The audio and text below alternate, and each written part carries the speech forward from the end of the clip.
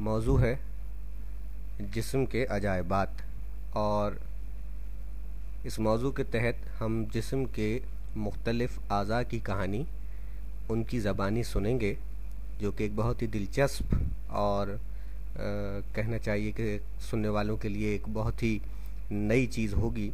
سب سے پہلے ہم اپنے موضوع کے تحت معدے کی کہانی، معدے کی زبانی آپ کی خدمت میں پیش کر رہے ہیں۔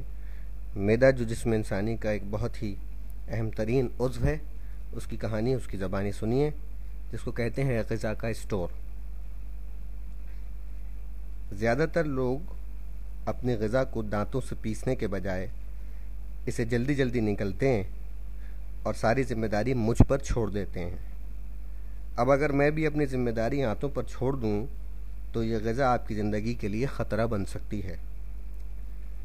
میرا شمار جسم کے حسین اعضاء میں نہیں ہوتا۔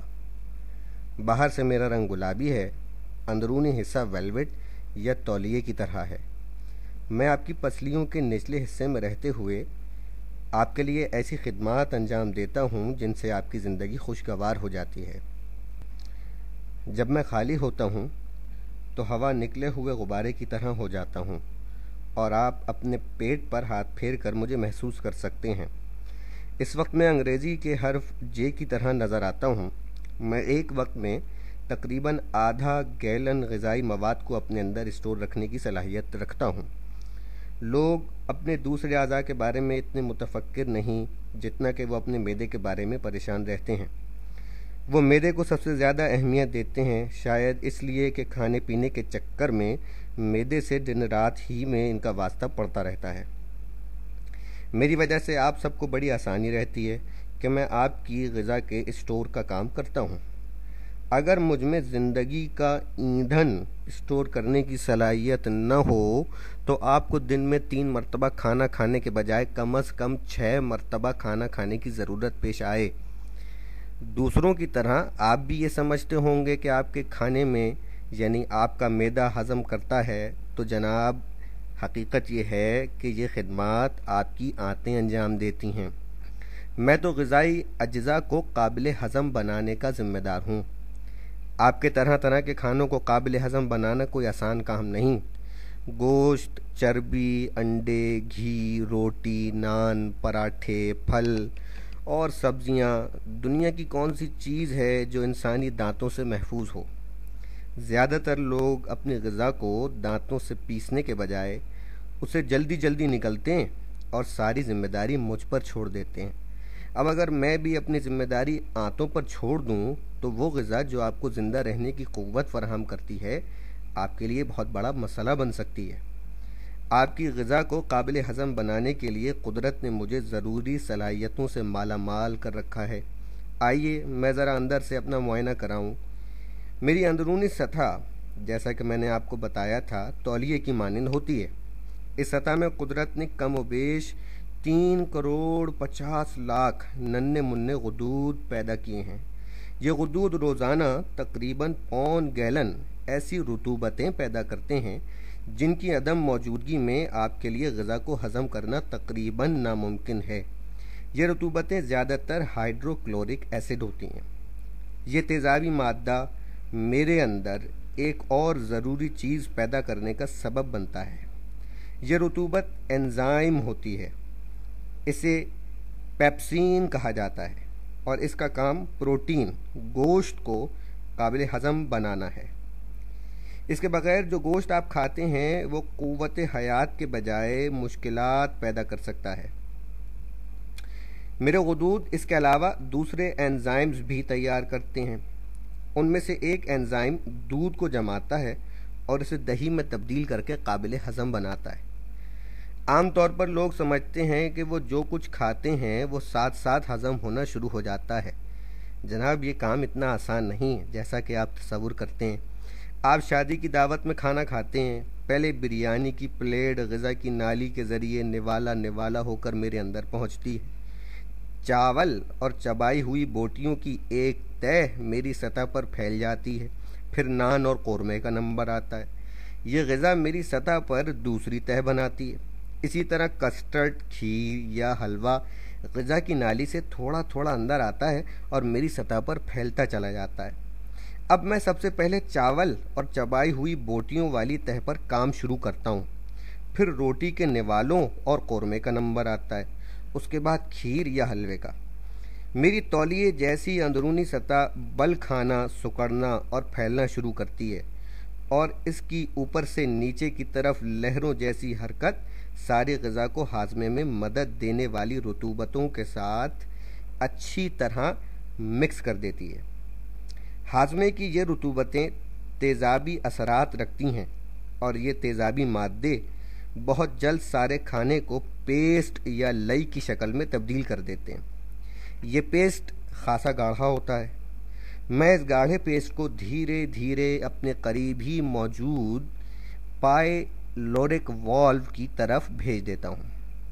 پائلورک والو دراصل میرا دوسرا منہ ہے جو چھوٹی آنت میں کھلتا ہے۔ میرا پہلا منہ آپ کی غذائی نالی ایسفگس کے نیچے موجود ہے۔ اسی منہ سے آپ کی غذا میرے اندر داخل ہوتی ہے۔ پائلورک والو کے ذریعے آپ کی غذا گاڑھے پیسٹ کی شکل میں چھوٹی آنت کے پہلے حصے میں داخل ہوتی ہے۔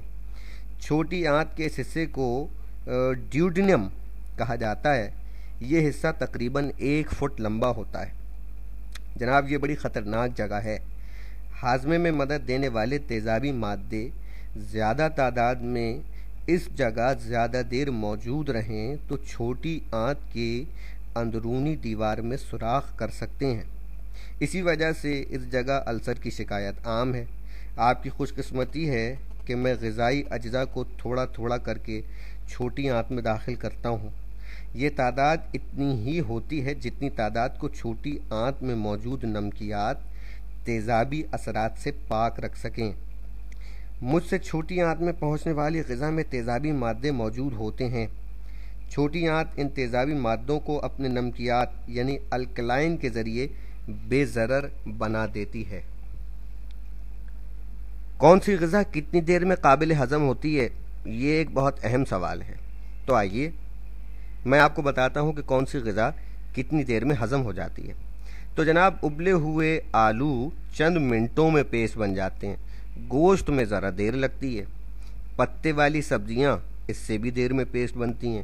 کتنی دیر میں؟ اس کا جواب ذرا مشکل ہے، کیونکہ سبزیوں کی بہت سی اقسام ہیں۔ پھر میدے کی کارکردگی کا دار و مدار آپ کے موڈ پر بھی ہوتا ہے، اور یہ بہت اہم بات ہے۔ مگر عام طور پر میں 4 گھنٹے کی مدت میں اس کام سے فارغ ہو جاتا ہوں۔ پالک کا معاملہ ذرا مختلف ہے۔ پالک کو قابل ہضم بنانے میں مجھے 24 گھنٹے لگ جاتے ہیں۔ مرغن کھانے، چکنائی والی غذائیں میرے لیے زیادہ مسائل پیدا کرتی ہیں۔ اگر آپ صبح 7 بجے پراٹھے اور تلا ہوا انڈا یا پکے ہوئے ٹوسٹ اور مکھن کا ناشتہ کرتے ہیں تو چکنائی کی اس اضافی مقدار کی وجہ سے چھوٹی آنت اپنے خودکار نظام کے تحت ایک ہارمون خارج کرتی ہے۔ یہ کیمیائی سگنل معدے کی حرکات کو سست کر دیتا ہے۔ چھوٹی آنت یہ ہارمون شاید اپنے بچاؤ کے لیے جاری کرتی ہے، کیونکہ یہ چکنائی اگر زیادہ مقدار میں چھوٹی آنت میں داخل ہو جائے تو چھوٹی آنت اس میں موجود تیزابی مادوں کو تیزی سے بے ضرر نہیں بنا سکتی، اور یہ تیزابی مادے اگر زیادہ دیر یہاں رہیں تو چھوٹی آنت کی اندرونی سطح میں زخم پیدا کر سکتے ہیں۔ اسی لیے میری حرکات کے سست ہو جانے کے بعد جب آپ حسب عادت دوپہر کا کھانا کھانے بیٹھتے ہیں تو میں ابھی آپ کے ناشتے ہی کو قابل ہضم بنانے میں مصروف ہوتا ہوں۔ ایک اور چیز بھی معدے کی حرکات کو سست کر دیتی ہے، اور وہ ہے ٹھنڈک۔ اگر آپ بہت سی آئس کریم کھا لیں تو میرا اندرونی درجہ حرارت 99 فارنہائٹ سے 20 ڈگری کم ہو جاتا ہے، اور میرے سارے کام آدھے گھنٹے کے لیے تھم جاتے ہیں۔ دوسرے اعضاء کی نسبت میں بڑی آرام کی زندگی گزارتا ہوں۔ جگر، دل، پھیپھڑے اور گردے 24 گھنٹے کام میں لگے رہتے ہیں، جبکہ میرا کام اسی وقت تک رہتا ہے جب تک غذا میرے اندر موجود ہو۔ آپ رات کا عام سا کھانا اگر 8 بجے کھا لیں تو آپ کے سونے کے وقت تک میں اپنے کام سے فارغ ہو جاتا ہوں۔ ایک بڑا دلچسپ سوال آپ کے ذہن میں آ سکتا ہے، آپ کا معدہ جب گائے، بھینس، بکری، مرغی اور مچھلی کے گوشت کو ہضم کر لیتا ہے تو خود اپنے آپ کو کیوں ہضم نہیں کرتا؟ آخر معدہ بھی تو گوشت ہی سے بنا ہے۔ اس کی وجہ یہ ہے کہ اگرچہ معدہ خود بھی گوشت سے ہی بنا ہے، لیکن مجھے بنانے والے نے میری اندرونی حساس جلد کو ایک خاص قسم کی حفاظتی تہ عطا کی ہے۔ اگر یہ پتلی سی حفاظتی جھلی مجھ پر موجود نہ ہوتی تو میں بھی آدم خور بن سکتا تھا۔ میری ایک اور خصوصیت یہ ہے کہ میرا رنگ آپ کے موڈ اور کیفیات کے ساتھ ساتھ بدلتا رہتا ہے۔ جب آپ غصے میں لال ہوتے ہیں تو میں بھی سرخ ہو جاتا ہوں۔ اگر آپ کا چہرہ خوف سے پیلا پڑ جاتا ہے تو میں بھی پیلا پڑ جاتا ہوں۔ آپ کرکٹ میچ کے آخری لمحوں میں حد سے زیادہ پرجوش ہوتے ہیں تو آپ کے جذبات مجھے بھی متاثر کرتے ہیں اور میری حساس جلد ضرورت سے زیادہ تیزابی رطوبت پیدا کرنے لگتی ہے۔ بھوک کے عالم میں جب آپ مزیدار کھانے دیکھتے ہیں تو آپ کے منہ میں پانی آ جاتا ہے اور آپ کے پیٹ میں گڑبڑ ہونے لگتی ہے۔ بھوک کے مارے پیٹ میں چوہے دوڑنا اسی کو کہتے ہیں۔ آپ اداس، غمزدہ یا افسردہ ہوں تو آپ کی بھوک اڑ جاتی ہے۔ اس کی وجہ یہ ہے کہ ایسی حالت میں میری حرکات تھم جاتی ہیں اور ہاضمے کا سارا نظام معطل ہو کر رہ جاتا ہے۔ میری اندرونی جلد وہ رطوبتیں پیدا کرنا بند کر دیتی ہے جو غذا کو ہضم کرنے کے لیے ضروری ہیں۔ ایسے میں آپ حسب عادت کھانا کھانے کے وقت جب بیٹھتے ہیں تو آپ بے دلی سے حلق سے اترنے والے نوالے جو میری طرف آتے ہیں اور مجھ پر آ کر یوں ہی پڑے رہتے ہیں وہ بہت سے مسائل پیدا کر دیتے ہیں۔ اگر خدا نہ کرے کبھی آپ کا ایسا موڈ ہو تو ایسے میں نہ کھانا کھانے سے زیادہ سود مند ہے۔